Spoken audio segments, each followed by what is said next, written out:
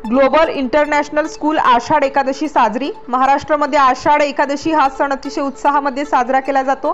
हजारो भाविक महाराष्ट्राच्या कानाकोपऱ्यातून आषाढ एकादशीला पंढरपूरला दर्शन घेण्यासाठी जात असतात। आपली शेकडो वर्षाची वारकरी संप्रदाय संस्कृती टिकवून राहावी यासाठी हजारो वारकरी शहरी व ग्रामीण भागातून पायी दिंडी काढत विठुरायाचं नामस्मरण करत महिनाभराचा प्रवास करत पंढरपूरला विठोबाचे दर्शन घेतात।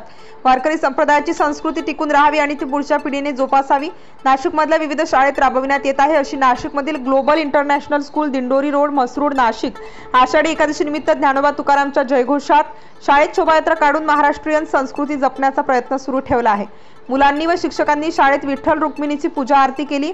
आषाढ एकादशी काय असते ते स्कूलचे कैंसर भीमसी मॅडम यांच्या मार्गदर्शनामध्ये मिथिला मॅडम यांनी विद्यार्थ्यांना माहिती दिली।